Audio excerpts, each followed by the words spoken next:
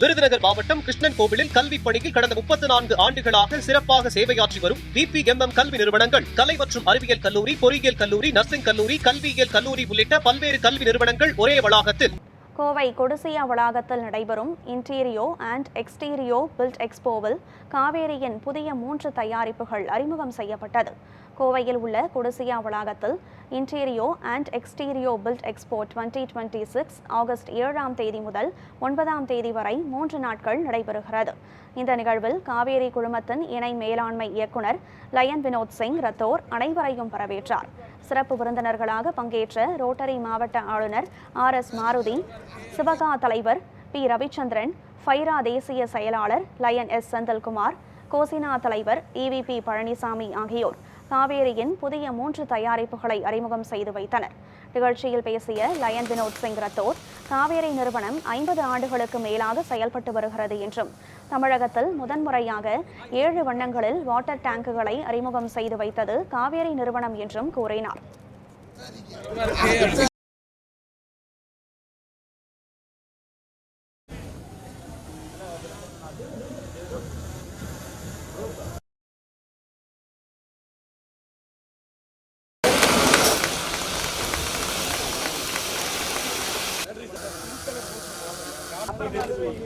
இது புது ப்ராடக்ட்ஸ் இன்னும் புது ப்ராடக்ட்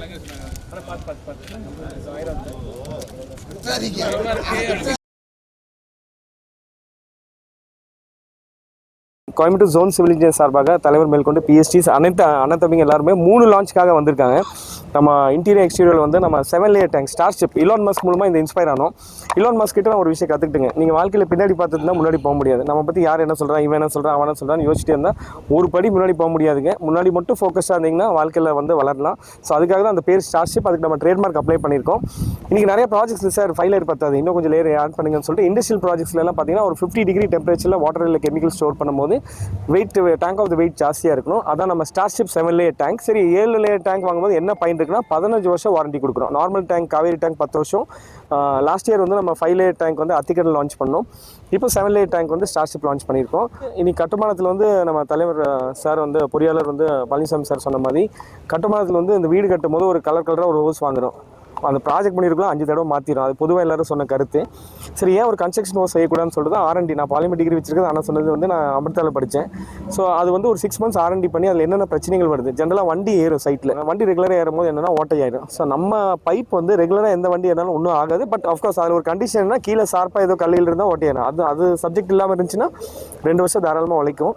இது வந்து ஹெவி டியூட்டி கன்ஸ்ட்ரக்ஷன் ஹோஸ் வந்து நம்ம கோயம்புத்தூர் ஜோன் இன்ஜினியர்ஸ் அசோசியேஷன் சார்பாக லான்ச் பண்ணாங்க. 3வது ப்ராடக்ட் வந்து இந்த பெரிய ப்ராஜெக்ட்ஸில் வந்து அண்ணன் சொன்ன மாதிரி இன்னும் ஹெவியான ஒரு பைப் வேணுங்க, இதோட ஹெவியாக ஏதாவது எலக்ட்ரிக்கல் பைப் கிடைக்குமான்னு கேட்டனால super strong electrical pipe launch பண்ணியிருக்கோம். அதோட டெமோ கூட பார்த்தீங்கன்னா இப்போ அந்த வீடியோவில் நீங்கள் பதிவு பண்ணிக்கலாம்.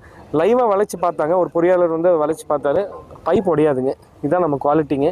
ஸோ இந்த வாய்ப்பு கொடுத்துக்கு ரொம்ப நன்றி.